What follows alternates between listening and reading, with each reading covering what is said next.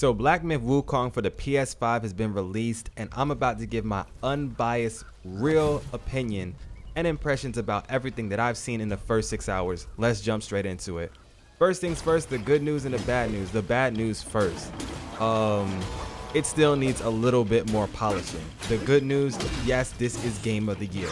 Now I know those two sentences don't even go together, but let me make it make sense.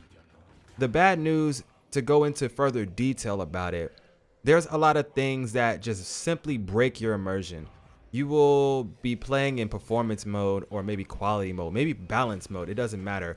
I play in performance mode, so it's prioritizing the frame rate over, the actual graphics. And there's a lot of flickering. There's a lot of like certain animations or like even souls from certain Yaogwai that you take down in the game, bosses. It'll be insanely glitchy all over the screen, which will completely break your immersion when you see it. There will be certain cutscenes that are jumpy or a little bit choppy, certain animations that don't have that same, what is the word I'm looking for, fluidity, if that makes sense. But then there's other parts of the game and the cutscenes that look absolutely gorgeous. So to be honest with you, if this was a brand new $60, $70 game that I just dropped my money on face value, it's kind of like, I really wish they would have polished this or kept it in the oven a little bit longer. But let's get to why this game is Game of the Year. Honestly, not including a map in this game was genius. It is the most annoying thing humanly possible when you can't figure out where you just came from, or not even a compass. It's just weird, but in the same sentence, it's amazing because you will actually have to learn every zone, every location like the back of your hand. And I don't even really think that makes sense. Like, do you really know what the back of your hand looks like? Real talk. Have you ever taken a look, taken a picture? Can you actually sketch out the back of your hand right now? No problem. That's a wild question. Anyways, back to the game. Look. There's so many things and enemies that are hidden, and in order to bump into them or find them, you almost have to get lost.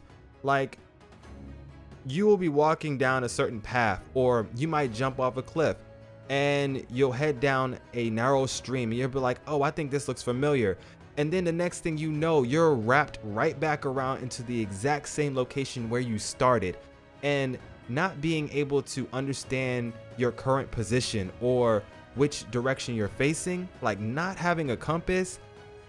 I really think that needs to be added into the game. Not a map. If we can't have a map, I'm fine with it, because literally the community is going to come together, me included. I'm going to build my own map for this game.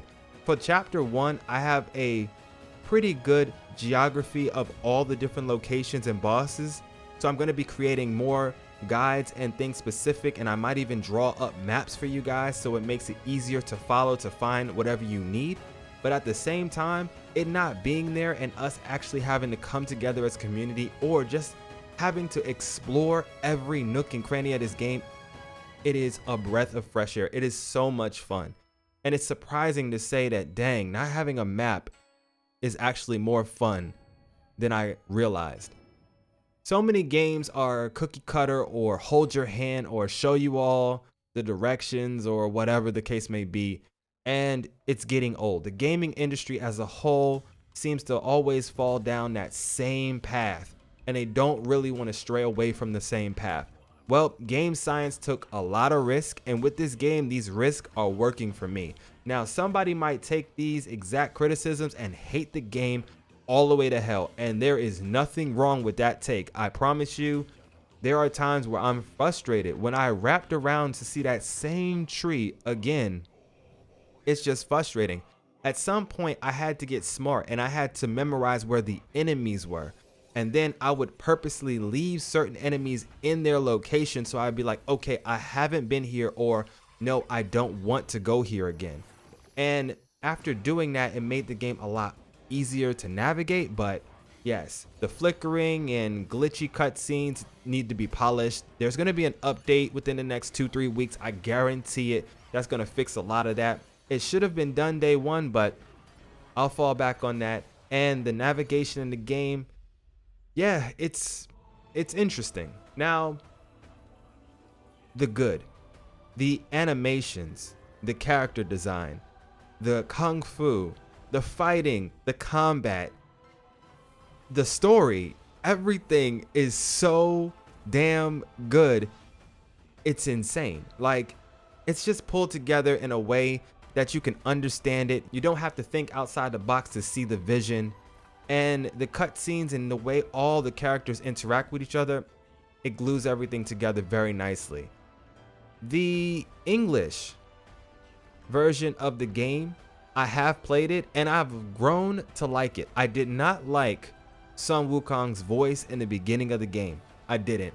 But the more you listen to the characters, the other characters are voiced extremely well. Like, I understand in the Journey to the West novel, Sun Wukong was very mischievous and he was kind of like that guy in the back of the room that's picking his nose and always the class clown type, like always getting in trouble, doing the most. He has that same type of vibe or that same type of noise in this game. And his voice is a little bit off-putting, if I can say it in a nice tone. There's nothing wrong with that voice actor. That voice actor put in work, but it just annoys you. It's just like, bro, really? This is the voice we're going for? My master. Safe. The scriptures. Sound. All I ever wanted was a life in my mountain. Free from... But the other characters, they're pretty decent. And I want to play this in English first. I am going to go back and play this all in Chinese because I just want to hear that native vibe and those sounds to it, because I know that's going to sound absolutely amazing. But to be able to process a lot of information a lot quicker and to get these videos out for you in a decent time, I wanted to just play it all in English real quick so that I could run through it. My second playthrough, third playthrough, fourth playthrough, bruh, I'm going straight native with everything. I want all the sounds. I want all the interactions. So that is going to be very exciting. And yes, I am already gearing up for my next playthrough. Like, it's just, I've only been locked in this game for about 7 hours straight. I'm in chapter 2, but I'm already ready to play the game one more time. In the first zone, apparently, if I'm looking at my portraits and all of my journal entries correctly, I think I missed a single boss. And I have no idea where he could be because I felt like I found everything. But that right there is going to be my legitimate, no bias, just no agenda having opinion about the game. Accessibility or just, controls and gameplay wise, it feels right. You will have to get used to it, but it does feel like everything goes together nicely. I was a little bit confused with the whole, okay, everything is on the R2 button, but after a while, you just kind of get attuned to it. There are some occasions where I feel like the inputs are a little off or a little slow, but maybe I'm not adjusted to how the gameplay loop works just yet. So I will say that's user error versus an actual gameplay criticism. Other than that, the game, it's amazing. It's truly something that you want to get as soon as possible. Is it something that you need in your life right now, this very second? Me personally, because there's so much character and there's so much emotion and things that I love about the game. For me, yes, it's a day one purchase. But for the person out there who really, really cares about how they spend their money and doesn't want to play a flickery, glitchy type, even if it's just a little bit game, then I would wait just another week or two to see if they polish it out and then definitely pick this game up. It is definitely a purchase that we need to tell the industry this is a new standard. This is something that we need moving forward. So it is something that we should support as a community, but that's ultimately up to each individual. Everybody might take this game differently. I can't talk about other reviewers and their reviews for this game, but so far after finishing chapter 1, I'm sitting at a solid 9. It isn't a 10 out of 10 for me, not yet. It can definitely go up by the end of the game when I just get used to it and just take everything that it has just for the character of it. But for now, it is a solid, beautiful 9, which is, in my book, amazing to me. That is a very damn good game. And if they polished everything out and made these cutscenes that much more smooth, like I'm talking smooth, then yeah, it could easily be 10. that's going to be my opinion on the first 7 hours of Black Myth Wukong. Let me know how you feel about my take. And if you have the game, how do you feel about the game? Are there things in this game that just completely threw you off?